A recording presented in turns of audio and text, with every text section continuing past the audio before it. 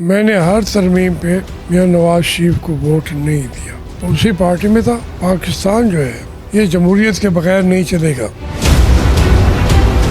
ایک دن کہیں ووٹ کو عزت دو، جنگ لڑو بھائی، ہم نے کہا لڑتے ہیں، پھر ووٹ پتہ چلے جا کے لندن بیٹھے، ہم جیل میں 6 سال بیٹھے رہے۔ میں نے زندگی کے 10 سال جیلوں میں گزارے ہیں، جو مجھے سزائیں دی عدالتوں نے 200 سال سزائیں بنتی ہیں۔ تو یہاں جو آئین ہے وہ کھلواڑ ہے، جس کو جتنی ضرورت ہوتی ہے اتنا حصہ کاٹ کے وہ ترمیم کر دیتے ہیں۔ میں نے پاکستان بنتے ہوئے تو نہیں دیکھا، ٹوٹتے ہوئے دیکھا ہے۔ عزت دو، طاقت دو، کرتے کرتے ایک دم آگے سے گم ہو جائے قیادت، تو پھر میں ان کے پیچھے نہیں کھڑا ہو سکتا۔ جی آپ دیکھ رہے ہیں نیوز الرٹ، میرا نام رومیل طارق گیل۔ اس وقت جی اگر میں کہوں کہ جنوبی پنجاب کی بلکہ پاکستان کی ایک بڑی سیاسی شخصیت مخدوم جاوید ہاشمی صاحب میرے ساتھ موجود ہیں، تو آئیں ان سے جانتے ہیں، بڑی سیاسی بصارت رکھتے ہیں۔ اس وقت آنے والے دنوں میں وہ کیا دیکھ رہے ہیں، کیا ہاؤ ناؤ سیاست کے بارے میں دیکھ رہے ہیں ہوتا ہوا، اور بالخصوص یہ جو 27ویں ترمیم ہونے جا رہی ہے اس پر ان کا کیا انالائسس ہے۔ مجھے بتائیے گا آج کل کیا آپ کی مصروفیات ہیں، کچھ ذرا ٹی وی سے بھی دور ہیں؟ نہیں، میں تقریباً ٹی وی پہ بھی میں تو اویلیبل ہوتا ہوں۔ اس ملک کے اندر جو آپ کی آواز ہے، جو بھی میڈیا آتا ہے، میں اویلیبل ہوتا ہوں۔ اب اس کے اوپر قدر بھی ہے، ذرا تھوڑی سی بات میری جو ہے وہ ناقابل برداشت بھی ہو جاتی ہے۔ مجھے یہ بتائیے گا سر، یہ جو 27ویں آئینی ترمیم ہونے جا رہی ہے کیسا دیکھتے ہیں آپ کے نزدیک، یا آپ کی سیاسی بصارت کے نزدیک یہ کیا ہے؟ جو 27ویں ترمیم ہے مجوزہ، ابھی کوئی اس کی تفاصیل تو آئی نہیں ہے، 26ویں ہو گئی ہے۔ تو یہاں جو آئین ہے وہ کھلواڑ ہے، جس کو جتنی ضرورت ہوتی ہے اتنا حصہ کاٹ کے وہ ترمیم کر دیتے ہیں۔ آپ نے کہا میں نے پاکستان بنتے ہوئے تو نہیں دیکھا، ٹوٹتے ہوئے دیکھا ہے۔ میں مشرقی پاکستان میں تھا، بنگلہ دیش میں اس وقت بھی، اور پاکستان کو بچانے کی کوشش کر رہا تھا 21-22 سال کی عمر میں۔ اور وہاں پہ میں نے دیکھا کہ لوگوں کو ان کے لاشیں پڑی ہوئی تھیں دریاؤں پہ، شہروں میں، کتے اور گدھ ان کی آنتیں کھینچ کے کھا رہے تھے۔ تو میں نے پاکستان کو ٹوٹتے دیکھا ہے، اس لیے ترمیم کیا ہے، پورا اس وقت تو جو آئین وہ بنانے کے لیے وہ کانسٹیٹیوئنٹ اسمبلی بنی تھی، کنسمبلی۔ تو یہ نام کتنے بدلے ہیں۔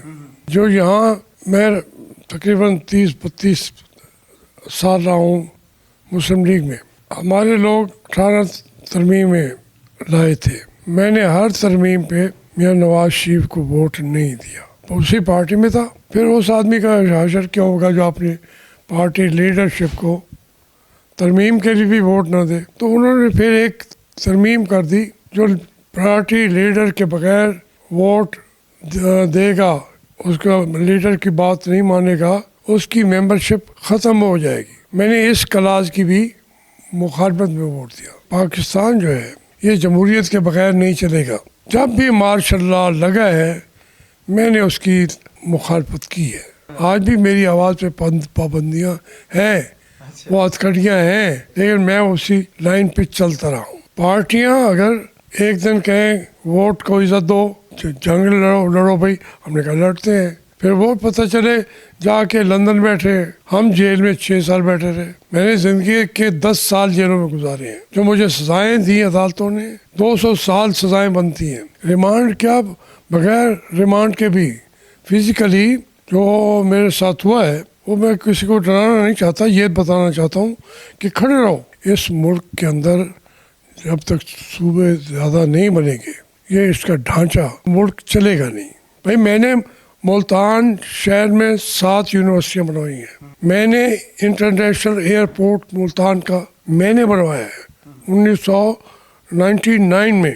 یوسف زئی صاحب اس وقت ممبر بھی نہیں تھے، بعد میں وہ 2008 میں وزیر اعظم بنے۔ نواز شریف صاحب کی پارٹی پھر ذرا اقتدار میں گو کہ ذرا ملا جلا اقتدار ہے، بٹ آپ کے گو کے بے شک چلیں منشور اور آپ کے ویژنز اکٹھے نہیں ملتے، جیسے ابھی آپ نے بتایا بھی ہے، بٹ کہیں نہ کہیں آپ کو کال کی گئی ہو کہ جاوید ہاشمی صاحب آ جائیں, آن بورڈ آئیں, ہمارے ساتھ بیٹھتے ہیں, کوئی کچھ چلتی رہتی ہیں, یہ چیزیں رکتی نہیں ہیں, چلتی رہتی ہیں.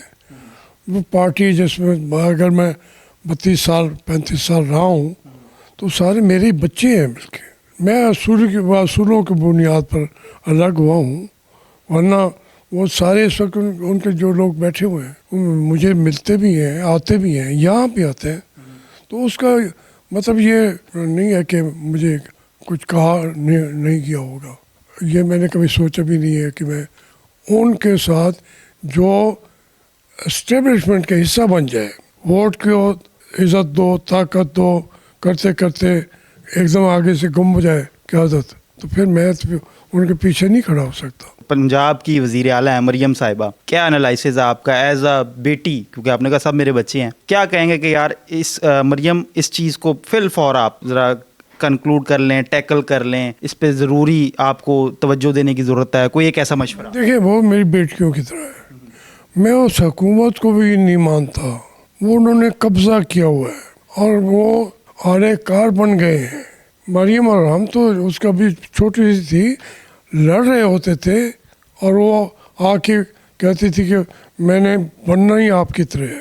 جیل میں اس کے باپ ان کے بیٹھے تھے وہاں پہ اڈیالہ جیل میں, سب لوگ تھے, وہ کھڑی ہو گئی, وہ بھی جیل میں تھی.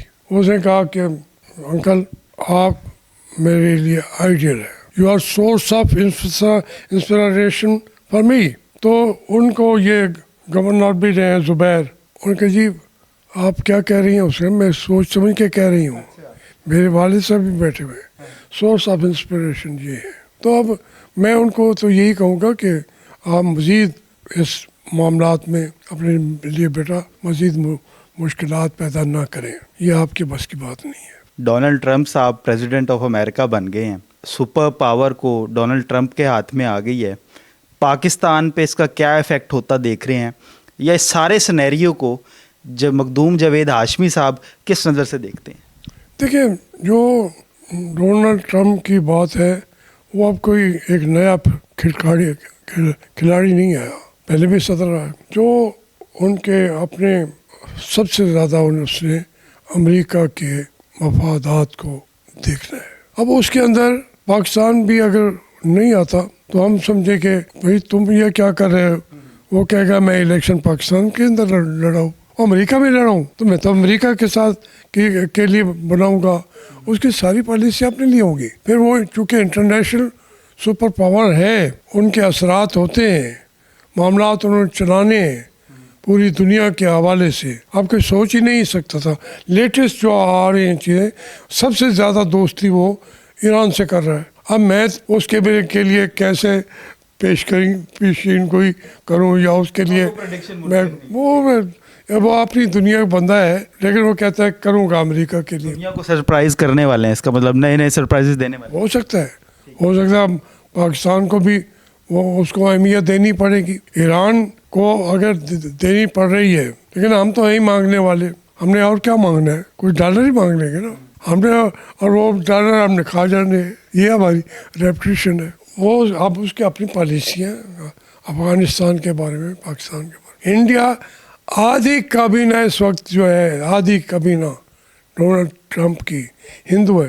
آپ پھر خوش ہو رہے ہیں, انڈیا بہت بڑی اس وقت معاشی جوائنٹ ہے, تو اس کو ہر کوئی بھی خوشنودی چاہتا ہے. ہمیں خود اپنے آپ کو کھڑا کرنا پڑے گا, کوئی ڈونلڈ ٹرمپ کام نہیں آئے گا.